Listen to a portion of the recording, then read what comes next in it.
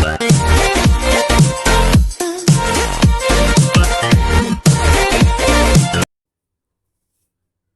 Friends, welcome to medical in Hindi channel. आज का हमारा टॉपिक है स्किज़ोफ्रेनिया पार्ट 1, जिसमें हम स्किज़ोफ्रेनिया डिजीज़ कंडीशन है क्या, उसकी हिस्ट्री, उसके क्लिनिकल फीचर्स, उसकी टाइप कवर करेंगे। सबसे पहले है हिस्ट्री। एमएल क्रैपलिन के अकॉर्डिंग, जिसमें इन्होंने 1896 में इसको डिमेंशिया प्रॉक्स के नाम से दिया था, जो कि जिसका हम मीनिंग था मेंटल रिटार्डेशन। लेकिन 1911 में एगन ब्लूलर ने नई टर्म कोइन की, जिसको हम स्किज़ोफ्रेनिया बोलते हैं। Schizoid means, schizo means split, phrenia means mind, मतलब माइंड स्प्लिट होना। स्किज़ोफ्रेनिया की जो दो पार्ट में डिवाइड करके इसको बताया गया है। कॉर्ट स्किंडर ने इसमें आगे 11 सिम्टम डिस्क्राइब किए हैं, जो कि मेन सिम्टम आते हैं हमारे, जिसको फर्स्ट रैंक सिम्टम बोला जाता है, जिसमें कि यहाँ पे जो प्रेजेंट हैं, जो एब्सेंट रहते हैं ब्रेन में डिजीज़ कंडीशन के अकॉर्डिंग, जिसमें स्किज़ोफ्रेनिया को डायग्नोज करते टाइम हम इंक्लूड करते हैं, वो टोटल हमारे कलेक्टिव 11 सिम्टम्स हैं हमारे इसमें। नेक्स्ट आता है हमारा डेफिनेशन, स्किज़ोफ्रेनिया है क्या। अगर हम एग्जैक्टली देखें तो स्किज़ोफ्रेनिया एक ऐसी कंडीशन है, स्किज़ोफ्रेनिया डिसऑर्डर में रहता है कि जर्नल, फंडामेंटल और करेक्टरिस्टिक्स डिस्टॉर्शन रहता है हमारा थिंकिंग में, परसेप्शन में, और इनअप्रोप्रिएट और ब्लंटेड अफेक्ट रहेगा। मतलब हमारी थिंकिंग भी चेंज हो जाती है, हमारा परसेप्शन में भी चेंज आता है, इसके साथ साथ हमारा अफेक्ट हमारे मूड में भी चेंज रहता है। या तो वो बिल्कुल ही चेंज रहेगा या बिल्कुल ही ब्लंट रहेगा, मतलब कोई इफ़ेक्ट नहीं होगा उस पर, पर्सन सामने उसके कुछ भी बज रहा है, कुछ भी चल रहा है तो उसका कोई असर नहीं होगा।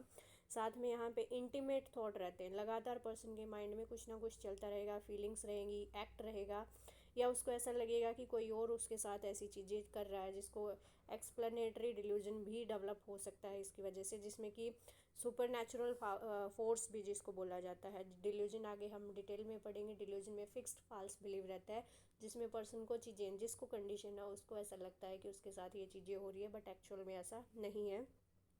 इसके साथ साथ यहाँ पे पर्सन के जो थॉट हैं और उसके जो एक्शन हैं वो भी बिजारे रहते हैं। बिजारे मतलब जो कभी पहले उसने नहीं किया है और एकदम से वो चीज़ें करना शुरू कर देता है, या तो एक्सप्रेशन या बॉडी की मूवमेंट। आगे हम कैटाटोनिक स्किज़ोफ्रेनिया जब पढ़ेंगे उसमें आता है बिजारे मूवमेंट, जिसमें पर्सन जैसे जिम्नास्टिक वाले होते हैं, जिम्नास्टिक हैं वो, मतलब उनकी फ्लेक्सिबिलिटी जैसी रहती है, उसके अकॉर्डिंग अपनी प्रैक्टिस के अकॉर्डिंग अपनी बॉडी को कैसे भी मूव कर लेते हैं। लेकिन जो स्किज़ोफ्रेनिक पेशेंट है, बिना किसी प्रैक्टिस के लंबे टाइम तक अपनी बॉडी को एक ही पोजीशन में बना के रखता है, जो कभी उसने कहीं की नहीं थी पहले। नेक्स्ट है स्किज़ोफ्रेनिया, एक साइकोटिक कंडीशन है। साइकोटिक मतलब जिसमें फंक्शनल डिसऑर्डर, जिसमें डिल्यूजन और हैलुसिनेशन होता है पर्सन को, उसको साइकोटिक कंडीशन बोला जाता है। जिसमें पर्सन की थिंकिंग है, उसके जो परसेप्शन है, उसके जो इमोशन है, वॉयलेशन है, और अदर चीज़ें जो क्लियर कॉन्शियसनेस प्रेजेंट रहती है, बट इसके साथ साथ उसकी कॉन्शियसनेस प्रेजेंट है, बट उसकी थिंकिंग, उसकी परसेप्शन, इमोशन में चेंजेस रहता है, जिसकी वजह से सोशल विड्रॉल होने के चांस होते हैं।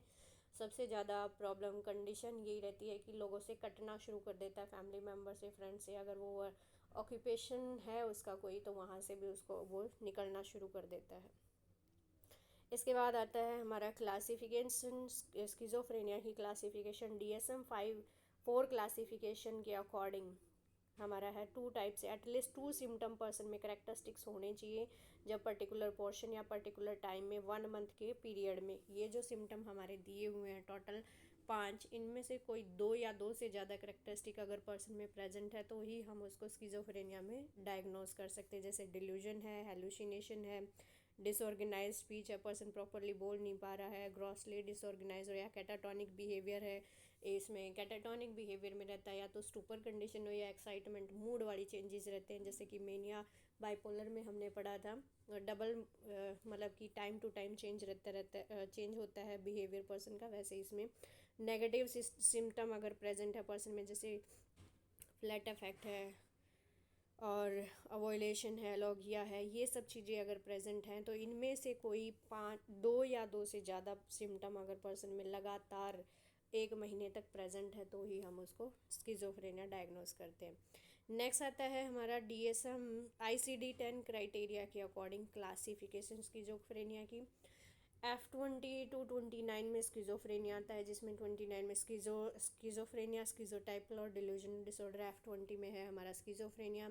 20.0 में पैरानॉइड स्किज़ोफ्रेनिया। 20.1 में है हमारा हैबीफ्रेनिक।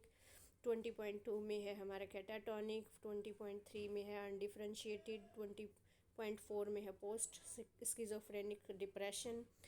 20.5 में है हमारा रेजिडुअल स्किज़ोफ्रेनिया। 20.6 में है हमारा सिंपल स्किज़ोफ्रेनिया। और 21 में स्किज़ोटाइपल डिसऑर्डर, जो अदर स्किज़ोफ्रेनिया से रिलेटेड या साइकोटिक जो डिसऑर्डर उसमें इंक्लूड है वो हमारे इसमें आते हैं। इसके बाद नेक्स्ट ICD-10 क्राइटेरिया के अकॉर्डिंग आगे की क्लासिफिकेशन इसमें कंटिन्यू है हमारी, जिसमें रहता है कि F22 में परसिस्टेंट डिल्यूजनल डिसऑर्डर है। F23 में acute and transient psychotic disorder है। F24 में है इंड्यूस्ड डिल्यूजनल डिसऑर्डर। F25 में स्किज़ो अफेक्टिव डिसऑर्डर, या जिसको हम कास्पर्गस सिंड्रोम या डिल्यूजन ऑफ डबल्स बोलते हैं, वो डिजीज़ रहती है पर्सन में।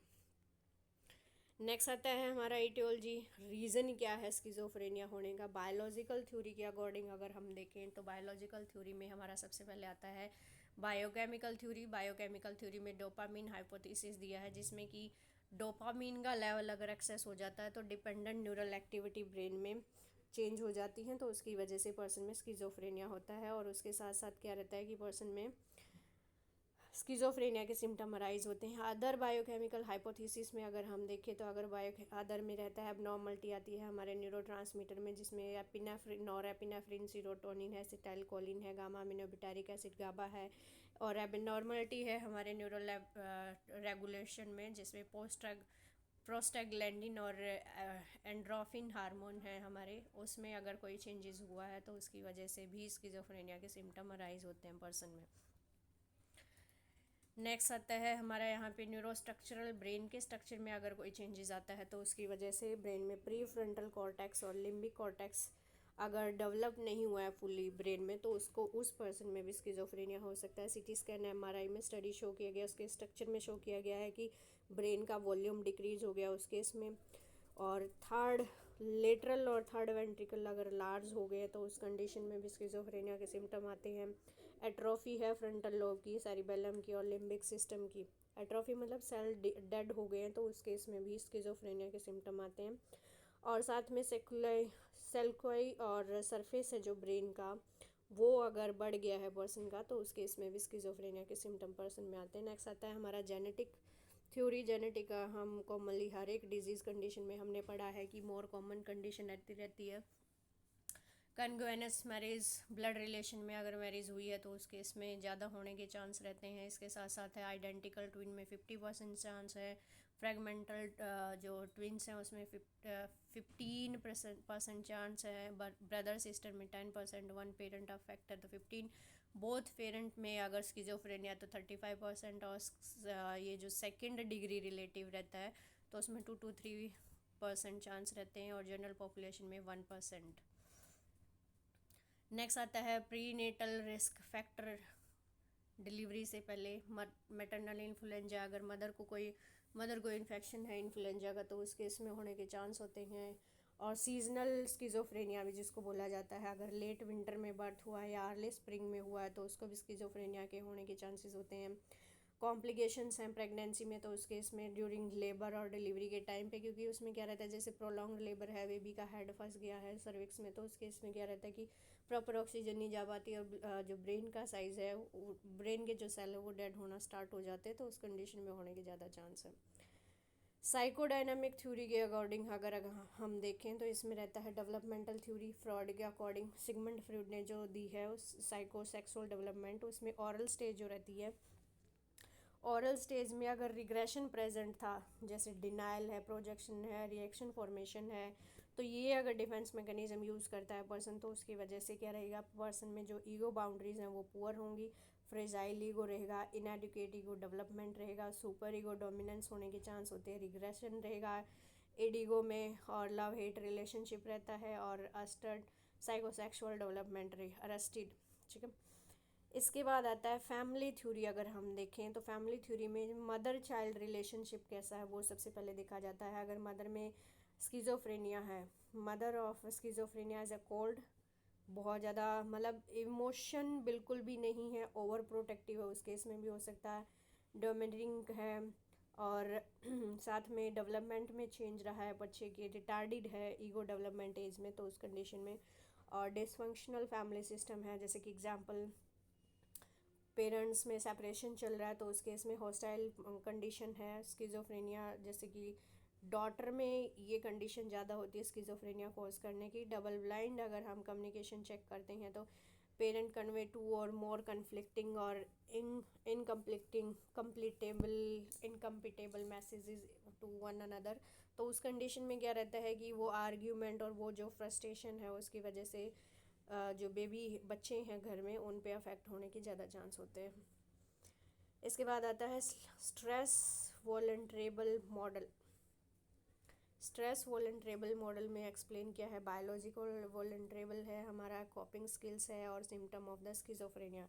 तो सबसे पहले है सोशल फैक्टर। सोशल फैक्टर में रहता है हाई सोशल मॉर्बिडिटी है, मॉर्बिडिटी डिसऑर्गेनाइज्ड स्पेशली, जैसे कि लो सोशो इकोनॉमिक कंडीशन वाले होते हैं उनमें ज़्यादा है। स्ट्रेसफुल लाइफ इवेंट सबसे ज़्यादा क्रिटिकल सिचुएशन क्रिएट कर देती है पर्सन में। और साथ में रहता है, नेक्स्ट आता है हमारा यहाँ पे साइकोपैथोलॉजी। साइकोपैथोलॉजी है क्या? साइकोपैथोलॉजी में होता है कि कंडीशन कैसे हुई, जैसे कि आप मेडिकल सर्जिकल में अगर आप देखते हैं तो पैथोफिजियोलॉजी आती है, कॉज आया है, जो फैक्टर हैं प्रीडिस्पोजिंग फैक्टर या रिस्क फैक्टर वो मिलके डिजीज़ को कैसे मतलब कैसे एक डिजीज़ कंडीशन डेवलप हो रही है पर्सन में। तो साइकोपैथोलॉजी में रहेगा जेनेटिक प्रीडिस्पोजन, साथ में हमारा इन्वायरमेंटल है, सोशल और साइकोलॉजिकल फैक्टर आते हैं। तो उसकी वजह से हमारा जो न्यूरो डेवलपमेंटल एबनॉर्मलिटी है और टारगेट फीचर है उसमें चेंजेस आता है। उसकी वजह से ब्रेन डिसफंक्शन रहता है और इम्प्रॉपर केमिकल रहेगा, तो वो इम्प्रॉपर केमिकल और ब्रेन डिसफंक्शन स्किज़ोफ्रेनिया लीड करता है। नेक्स्ट आता है हमारा यहाँ पे schizophrenia has a multiple psychopathological dimension. क्या क्या डायमेंशंस हैं हमारे इसमें? तो सबसे पहले देते हैं पॉजिटिव सिम्टम। पॉजिटिव सिम्टम अगर पर्सन में डिल्यूजन है, हेलुसिनेशन है, थॉट डिसऑर्डर है, तो ये पॉजिटिव में जाएगा। नेगेटिव सिम्टम रहते हैं एपैथी, किसी के साथ कोई सहानुभूति नहीं है, सोशल विड्रॉल हो गया, रिस्ट्रिक्टेड अफेक्ट है पर्सन का, एनहीडोनिया है, कोई रिस्पॉन्स नहीं दे रहा, अपोजिट रिएक्शन है। इसके साथ साथ कोग्निटिव डेफिसिट है, अटेंशन में प्रॉब्लम है पर्सन की, मेमोरी में है, एग्जीक्यूटिव फंक्शन चेंजेस रहते हैं, मूड सिम्टम डिसफोरिया है या डिप्रेशन की कंडीशन आई है, अदर में एजिटेशन और एक्साइटमेंट रहती है। तो ये मल्टीपल साइकोपैथोलॉजिकल डायमेंशंस हैं पर्सन के। इसके बाद आता है हमारे यहाँ पे फेजिस, कौन कौन से फेजिस हैं?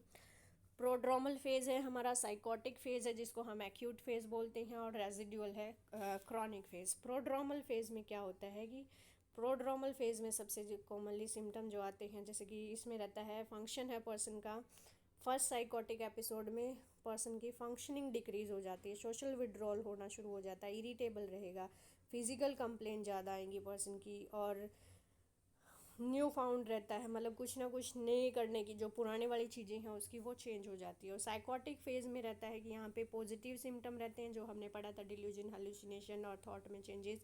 परसेप्चुअल डिस्टर्बेंस रहेगा, जैसे कि ऑडिटरी हेलुसिनेशन, उसको आवाज़ें सुनाई देना शुरू हो जाएंगी। उसके साथ साथ सेकेंडरी डिल्यूजन, जिसको हम डिल्यूजन ऑफ रेफरेंस जिसको बोलते हैं, मतलब दूसरे लोग उसकी बारे में बातें कर रहे हैं, आगे डिटेल में हम आगे पढ़ेंगे इसके टाइप डिल्यूजन के। पर्सन के थॉट प्रोसेस और कंटेंट में डिसऑर्डर आ गया है, तो वो हमारे साइकोटिक फेज़ में आते हैं। और रेजिडुअल फेज़ में है हमारा, जो कि क्रॉनिक फेज़ है, ये रहता है ये जो फेज़ है साइकोसिस के बीच में रहता है। यहाँ पे नेगेटिव सिम्टम प्रेजेंट रहते हैं पर्सन में, फ्लैट अफेक्ट रहेगा, सोशल विड्रॉल रहेगा, और odd thinking and behaviour person में रहता है।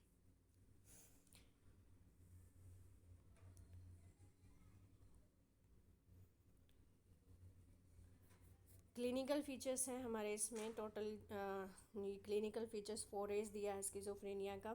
तो 4A's में रहता है अफेक्ट, ब्लंटेड अफेक्ट रहेगा, ऑटिज़म रहता है, लूजनिंग ऑफ एसोसिएशन और एम्बिवेलेंस। तो आज के लिए हमारा इतना ही है। नेक्स्ट हम कल नेक्स्ट वीडियो में हम कंटिन्यू करेंगे स्किज़ोफ्रेनिया के अदर सिम्टम, और उसके साथ साथ उसके टाइप हैं, 2-3 पार्ट में हम स्किज़ोफ्रेनिया को कंटिन्यू करेंगे। Thank you so much.